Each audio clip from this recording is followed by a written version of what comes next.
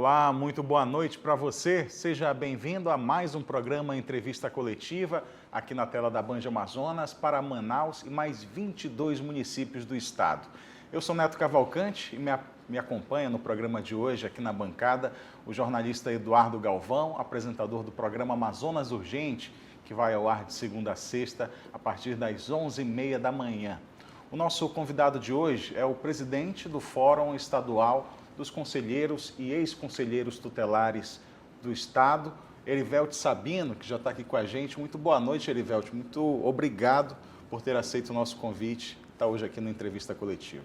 Eu que agradeço o convite, Neto, e a Band também, de poder proporcionar a todo o nosso Estado em falarmos um pouquinho sobre os Conselhos Tutelares. Então, é sempre uma honra e eu quero agradecer aqui em nome de todos os Conselheiros Tutelares do nosso Estado.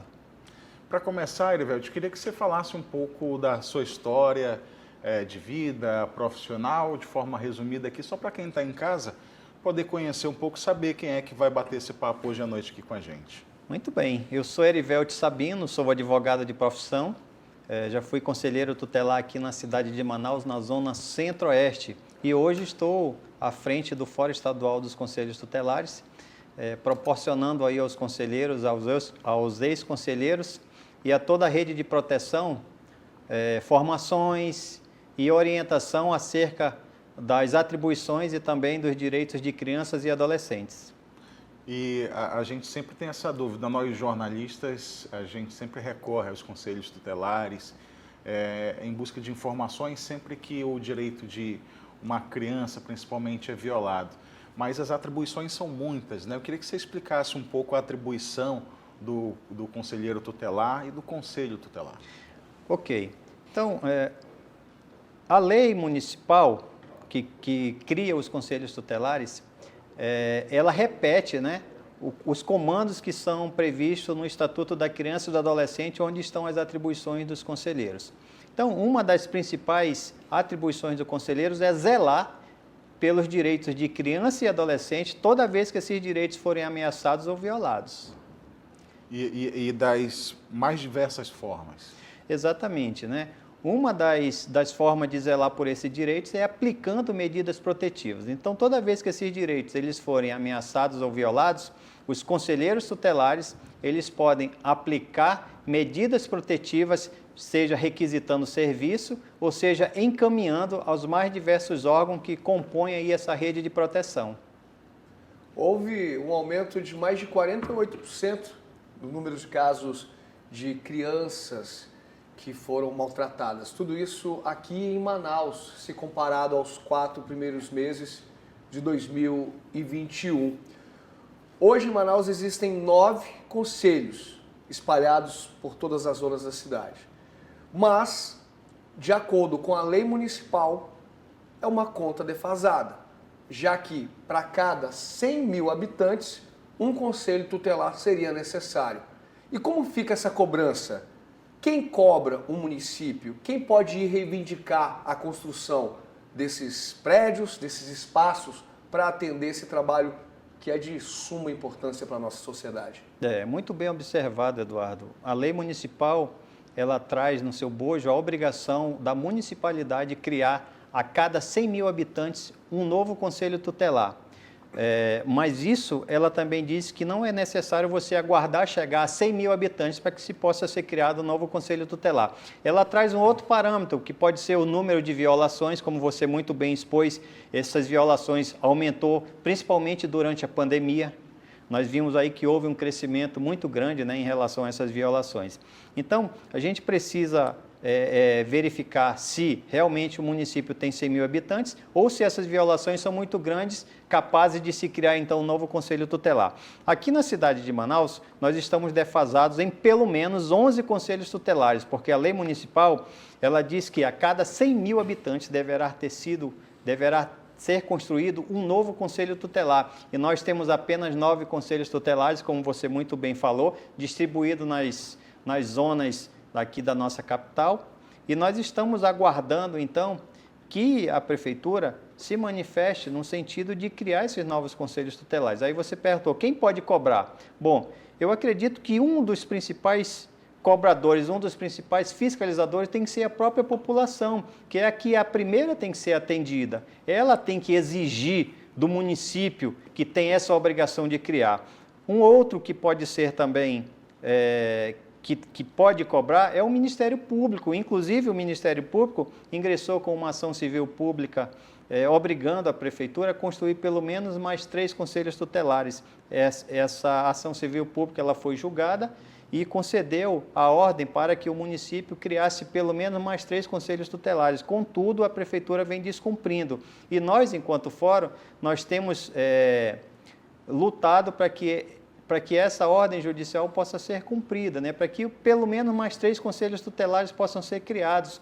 E em conversa com a Prefeitura aqui de Manaus, eles disseram que estão trabalhando para construir um conselho tutelar, muito provavelmente será na Zona Norte, né, que é uma das maiores zonas onde tem mais violações desses direitos. Foram mais de 460 crimes contra crianças e adolescentes até o início de abril, dados da Secretaria de Segurança Pública, Neto Cavalcante. E a maior parte desses casos passa nas mãos desses conselheiros, dessas pessoas que de 4 em 4 anos existem os critérios para poder chegar, entrar ao conselho tutelar, e a gente precisa entender a importância, principalmente o poder municipal, o executivo municipal, para dar arcabouço e ajudar todos esses centros, que a maioria está aí praticamente sucateado. Vocês conseguiram recentemente uma emenda parlamentar, mas essa emenda parlamentar foi esperada há mais de 2 anos, quando pedida. Como foi essa emenda e hoje, como é a estrutura desses conselhos? Explica melhor para a gente. Hoje praticamente os conselhos tutelares eles têm sido fortalecidos por conta de muitas emendas parlamentares. Os parlamentares se sensibilizam com a causa e acabam de alguma forma ajudando, né? Quando eles percebem que a municipalidade se torna omissa com essa obrigação.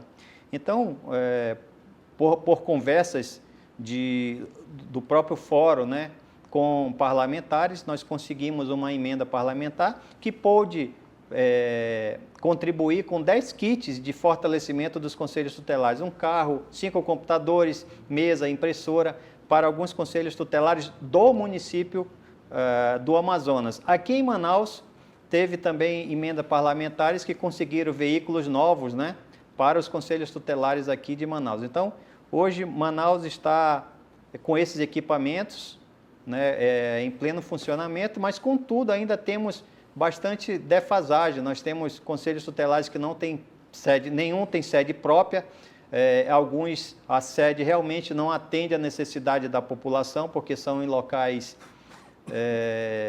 de pouco acesso, e talvez nenhum acesso, né? Então isso é muito ruim, porque tem que ter acesso, a população precisa ter acesso a esses locais. Então, os locais precisam ser preparados para que atendam à real necessidade da população, que é a primeira a ser atendida, que realmente necessita dos serviços prestados pelos conselhos tutelares. Mas, na verdade, quem tem essa obrigação é a municipalidade. É ela que é a responsável direta pelo funcionamento e pelo funcionamento digno. Inclusive, esse funcionamento perpassa por um salário digno aos conselheiros tutelares, que já está defasado aqui na cidade de Manaus há pelo menos 10 anos. Quando eu fui conselheiro tutelar, já era esse salário. E olha que eu fui conselheiro, deixei de ser conselheiro tutelar em 2009. Já era esse salário. E de lá para cá continua. Aqui na capital é diferente, porque é maior do que ainda do interior. Exatamente. A demanda aqui é muito maior, né? De todos os municípios, Manaus, a demanda é muito maior de atendimento. Quanto ganha um conselheiro tutelar no interior? Bom, varia, né? Nós temos conselheiros que ganham um salário mínimo. A partir de um salário mínimo. A partir de um salário mínimo. E aqui em Manaus? Aqui em Manaus chega a ser R$ 1.933 o salário do conselheiro tutelar. Eu acredito que tem gente que acha que o conselheiro ganha aí fortuna, ganha milhões, né? E às vezes se interessa por conta disso. Então, se você tem esse interesse em entrar no conselho tutelar, desista aqui, né? Tem que ser por vocação. Exatamente, por vocação, em realmente querer defender e zelar pelos direitos de criança e adolescente. Grivelti, você colocou essa defasagem com relação ao alcance do conselho tutelar, né, por falta de pessoal, de estrutura aqui na capital. E o que chega ao fórum com relação ao interior do estado? Pois é, se aqui na capital, que tem muito mais recurso, para que possa proporcionar aos conselhos tutelares uma atividade muito mais digna, imagina nos nossos municípios, né? Lá que a dificuldade é maior, onde os nossos conselheiros são de fato esquecidos pelo poder público, e por isso que o fórum é muito importante, a existência dessa associação, para que possa, às vezes, suprir essa demanda. Então, nós fazemos um papel que na maioria das vezes deveria ser do poder público municipal, que não proporciona aos conselheiros tutelares condições dignas de atendimento, condições dignas de salário, um prédio que realmente possa atender a sua população, que, na verdade, a política de proteção à criança e adolescente nesses municípios, elas não têm prioridade conforme diz a lei. A lei diz que criança e adolescente tem prioridade absoluta, mas na prática a gente percebe que não funciona dessa forma. Erivelto Sabino, presidente estadual do Fórum dos Conselheiros Tutelares do Amazonas, aqui na entrevista coletiva. Erivelto, queria saber quem são os conselheiros tutelares, o que precisa se capacitar para ser um conselheiro tutelar e é por votação, né? Queria que você explicasse como é que faz para chegar a ser um conselheiro tutelar, mas aí você me responde isso logo após o intervalo.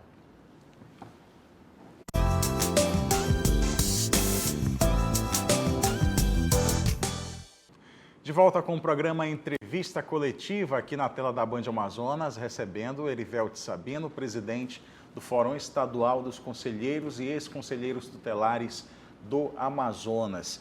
E eu encerrei o último bloco perguntando como é que faz para ser um conselheiro tutelar, o que precisa para ser um conselheiro tutelar, Erivelto? Além da vocação, né?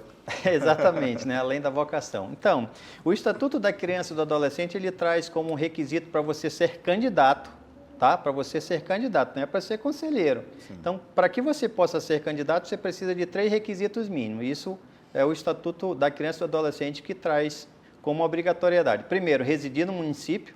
Segundo, idoneidade moral e ter idade superior a 21 anos. Então, esses são os 3 requisitos que o Estatuto traz. E aí ele diz que a lei municipal ela pode complementar esses requisitos. E aí vem a lei municipal e diz quais são esses requisitos. E aí varia de município para município. Aqui em Manaus, por exemplo, residir no município há pelo menos 2 anos, ela complementa, né?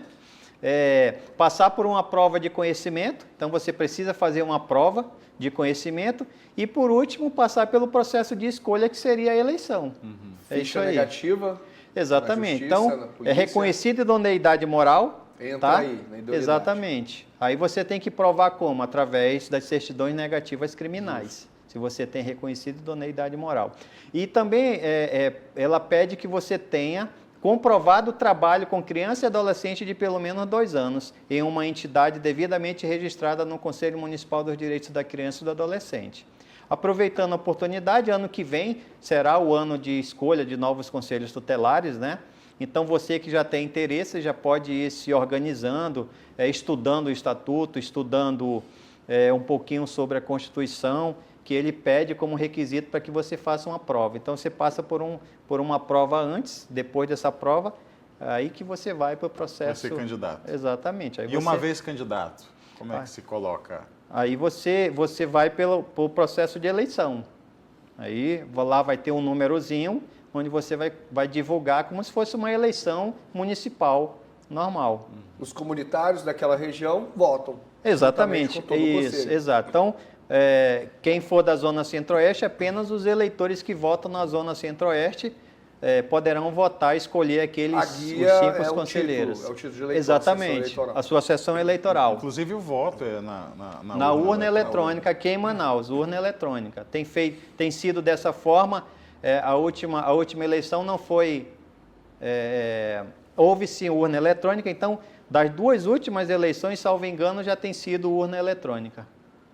E como é que é feito a questão do tempo, né, de mandato do conselheiro tutelar e isso, o quanto difere do mandato do executivo, por exemplo, né?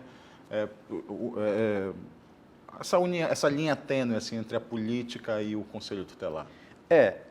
O estatuto ele não diz em momento algum que isso é um processo eleitoral, tanto é que ele fala em processo de escolha. Mas nós entendemos que a melhor forma democrática de se escolher é pelo processo eleitoral. Então, por isso que nós fazemos dessa forma.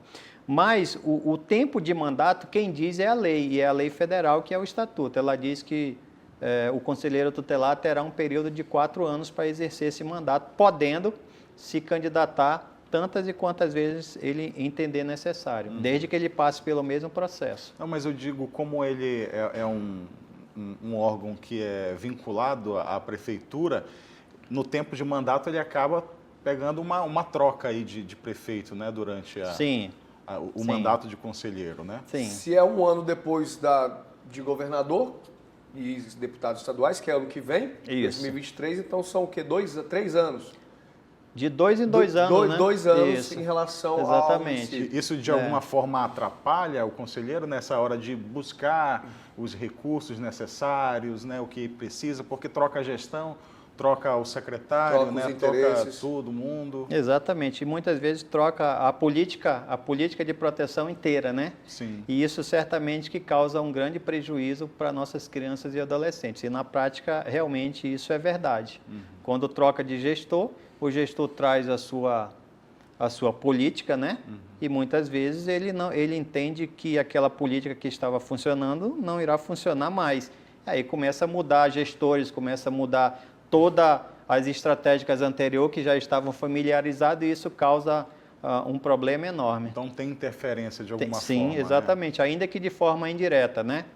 Quando o gestor não quer interferir de forma direta. Sim. Por que de forma direta? Porque às vezes, como o gestor que tem a obrigação de cumprir ou de suprir as necessidades do conselho tutelar, se ele, por exemplo, não dispor de gasolina, não tem como o conselho tutelar sair em busca de trabalhos fora conselho tutelar, né? Embora isso seja uma obrigação, mas na prática nós temos visto isso. Essa ação funciona de que forma? A denúncia chega naquele determinado conselho e os conselheiros vão a campo, pegam o carro e seguem para o local que foi designado. Aí existe mais uma apuração. Até que ponto vai? Que ponto vai o trabalho dos conselheiros? Muito bem. É importante aqui nós deixarmos claro que o Conselho Tutelar, ele não faz parte do órgão de segurança e nem faz parte do Poder Judiciário. Ou seja, não tem poder de polícia. Não também tem. não tem o poder de processar. Exatamente. Então, ele não faz investigação. Mas as denúncias chegam porque isso é um comando legal, né? A lei diz que os casos de maus-tratos ou confirmação de maus-tratos ou suspeita de maus-tratos, eles obrigatoriamente têm que ser comunicados ao Conselho Tutelar. Por que tem que ser comunicado? Para que o Conselho Tutelar, então, ele comece a agir como órgão fiscalizador daquele direito. Por que aquele direito está sendo violado e quem que violou?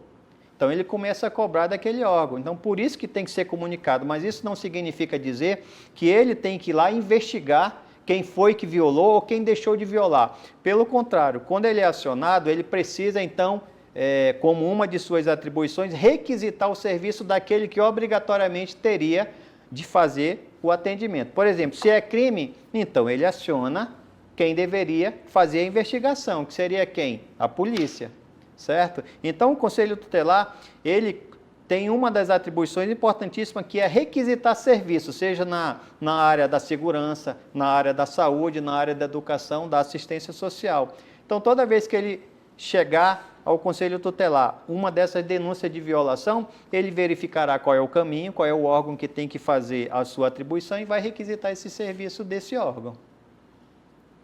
Eduardo. O interior do Amazonas também conta com esses conselhos, a gente focou muito aqui na capital. E o senhor, o conhecimento dessas unidades no interior, como é que o senhor consegue dar esse suporte, fazer essas assessorias, instruções a quem está no interior, longe da gente, e muitos estão assistindo agora a entrevista coletiva?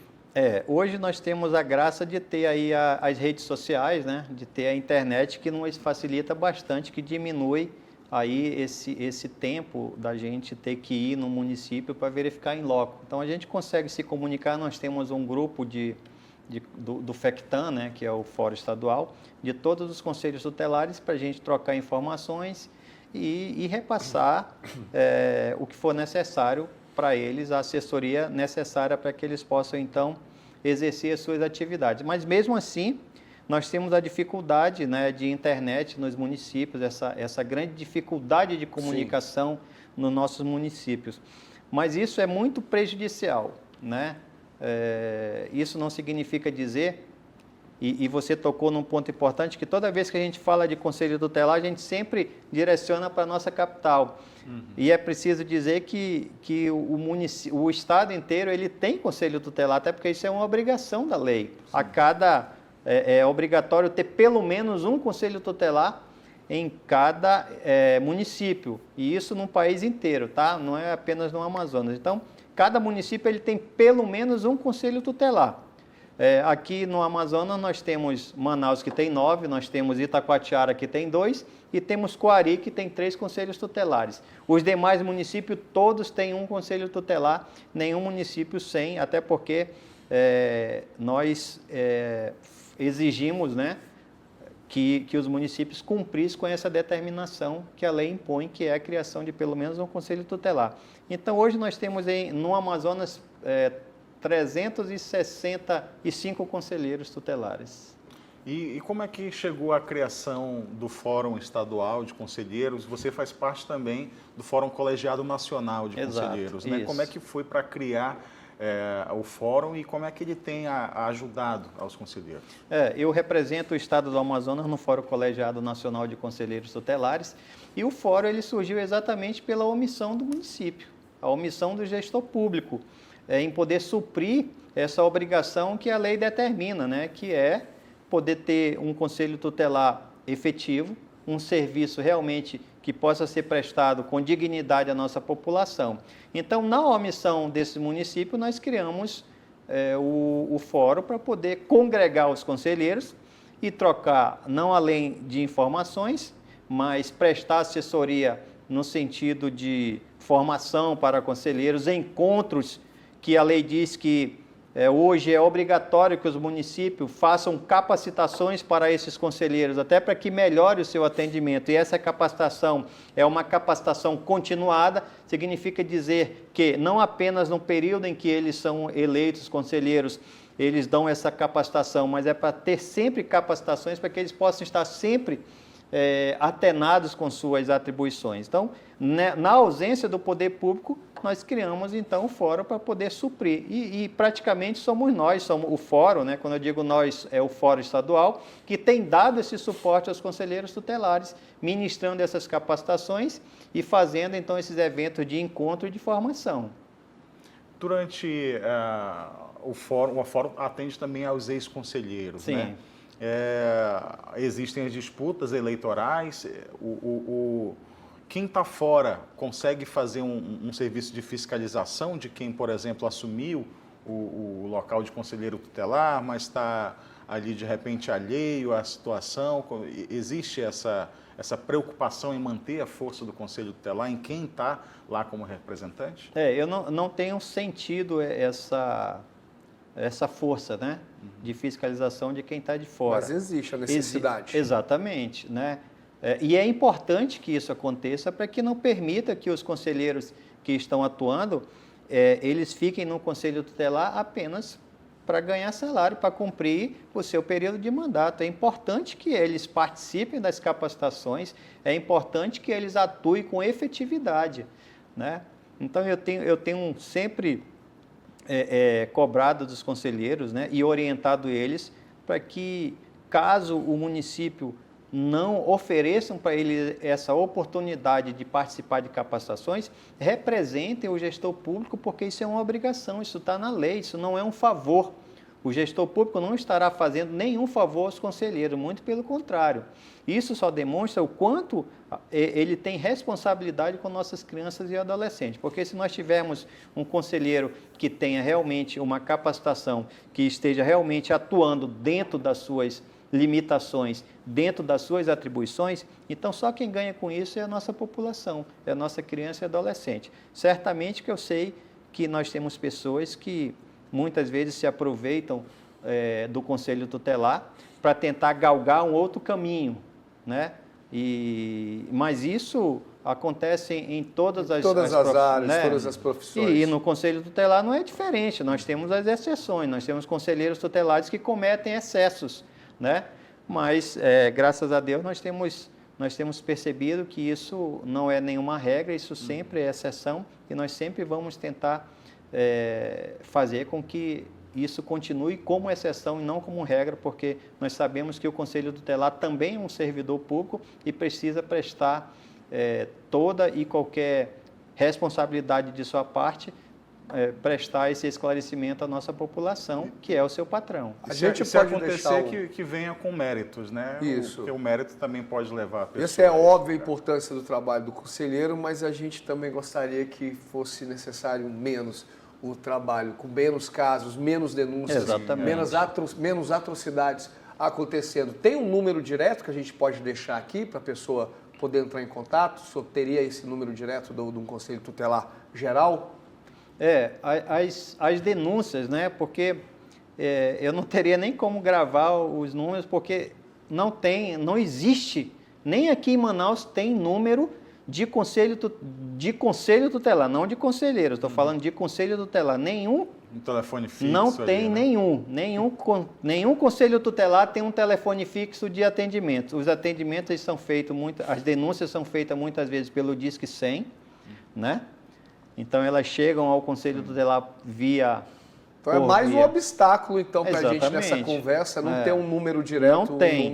Tem que chegar. Você me fez uma pergunta que me deixou, inclusive, de saia justa, né? Não temos... Mas eu disse que 100 é o canal de denúncias, né? É um dos canais de denúncias. Mas também para alertar e evidenciar Exatamente. aqui as autoridades como é que está essa relação. Da responsabilidade do município e da necessidade de ter um canal direto com o Conselho Tutelar, né? E o telefone é um instrumento que poderia servir muito bem. Então, hoje a gente fica no número 100.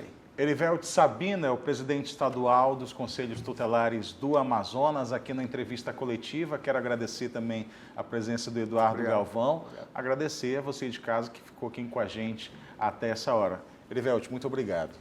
Eu que agradeço novamente, né, e quero aqui deixar um recado aos nossos conselheiros tutelares, dizer da importância que é ser conselheiro tutelar, dessa nobre missão de cuidar e zelar pelos direitos de nossa criança e adolescente. Não desista, eu sei que muitas vezes vocês chegam até nós reclamando, né, da falta de compromisso, da falta de estrutura e da falta de apoio do poder público.